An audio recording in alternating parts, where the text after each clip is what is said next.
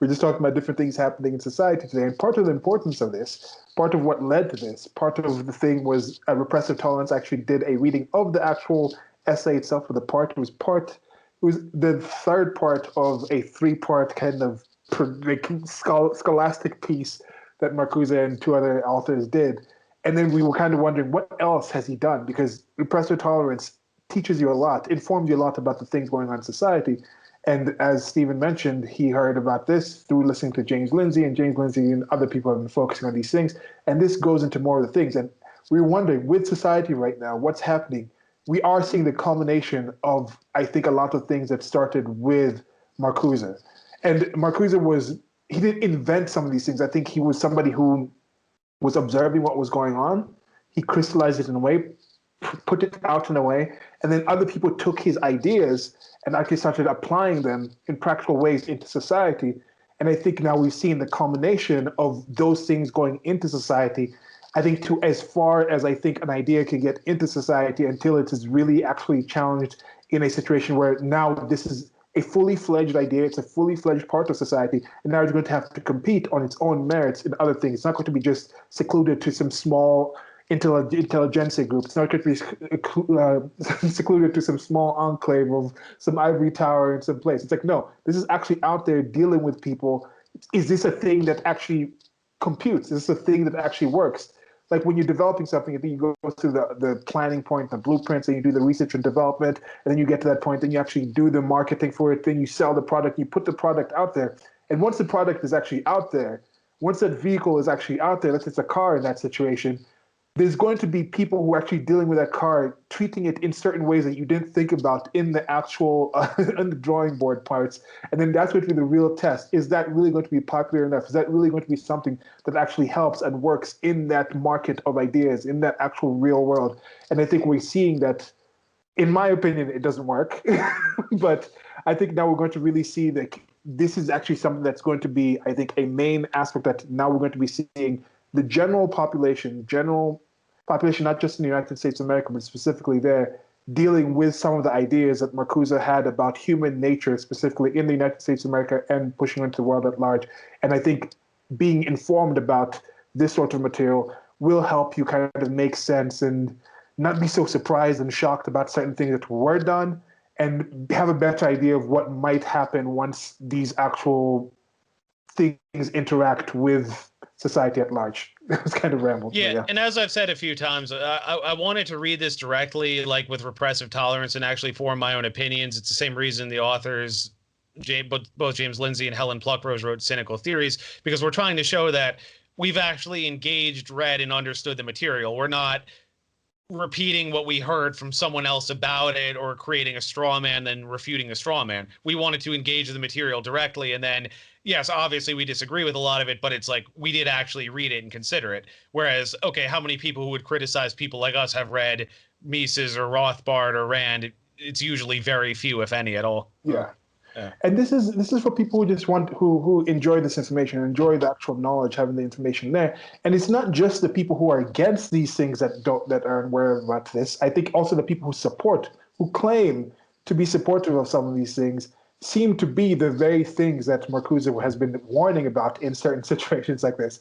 So it will also show you that these people, even though they claim to be about this stuff, they don't really know about this stuff as much. So I think people get concerned when they see certain people behaving in a certain way who seem to be really be convicted, to have very strong convictions about something, who seem to act in an emotional way. It's something that appeals to me. People think, oh, maybe they're right. Maybe I'm the one who's wrong. Maybe I'm the one who's missing things out. But no, once you actually see this stuff, you realize, no, even they're wrong. Even they're wrong about the things that they're saying. Like if they were actually basing it on some actual solid thing, you'll realize that it's not actually as solid a claim that they actually make. And with many of these people, how often do you see them actually get to the point where they're willing to sit down and discuss the things that they're actually talking about? So I don't have time to educate you. It's not my job to educate you. Go educate yourself. Well, that's what we're doing in this, where hopefully we're educating ourselves, and through the actual educating of ourselves, like Stephen read this, you're going to be reading certain paragraphs from it, then we discuss it. You can be somewhat educated on this content as well. And you can also let us know in the comment section if there's other parts of this. Going to be links below to the actual PDF to the actual essay if you want to read along with us, and the other parts as well. But yeah, I don't know. Yeah, I did a Zoom session recently with some friends I actually made via Instagram. One of them runs a satire account I can link you to. It's pretty funny, actually. And I was talking about living in New York City, and they were saying how being a leftist in New York City is basically just default factory settings. And I was saying, and I was saying that's a good analogy, but I always find it funny because some of them act like they're bold and edgy. I'm like, that's like saying I was Catholic in the Middle Ages, or I was anti-Semitic in Nazi Germany. It's like you're just going along with popular culture. Anyone can do that. To actually like read, understand the opposing stuff, and be able to stand on your own 2 feet with it in spite of criticism and popular opinion against you, that takes courage. You know, a small child can follow popular opinion. Yeah. And we were talking about this, that a bit, the transformation that's going to be happening in New York City and there's certain places where if people want to live by these ideas, they might be able to. From my experience, it doesn't really seem to make somebody happier. And I think people like that pursuit of happiness, which is part of the American dream, supposedly. It's part of the thing that's key in the United States of America.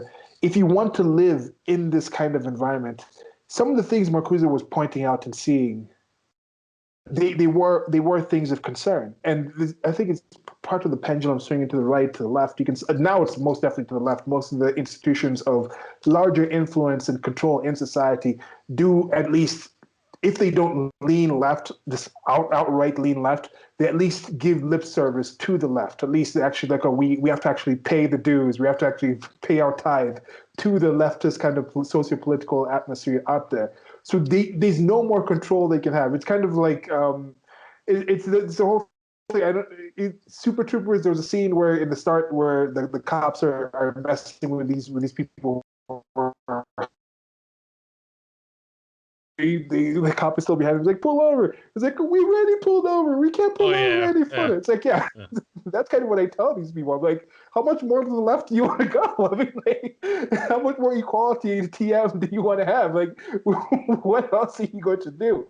So it's already as progressive, as regressive as I think it can get. So now you're going to snap in that, like, there's going to be some people who just absorb and want to live in this kind of way, and this is their default. And for some people, it's not. And we're going to get to a point, I think, where people are going to embrace their choice to associate with these people. You'll also realize you don't really have to live under these people, what these people are saying. Because if you agree with these stuff, good. Go and find the people you agree with and live in that kind of way. If you want to act like this stuff is actually happening, despite what actually is, then you're showing yourself as somebody who, at least for me, I don't really want to associate with people who are just willingly ignoring reality, or in some cases unable to actually see the actual reality. Now that could be me, who's in that inverse kind of way, where I'm also in this situation where they also don't want to deal with me. But that's okay. You don't have to deal with everyone. You don't have to interact with everyone. But I think for interacting with the people when you have to or when you want to, the more you know about what the people are seeing and experiencing and expecting is going to improve those interactions. So I think there's no real negative in my estimation of engaging in this conversation, and also thanking you for spending your time to listen to this, because there's a lot of other things you can be doing, but I think this is a valid way to spend your time to actually be more informed about.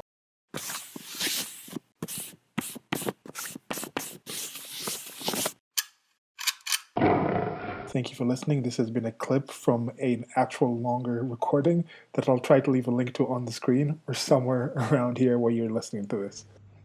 Presents. Presents. Presents. Presents.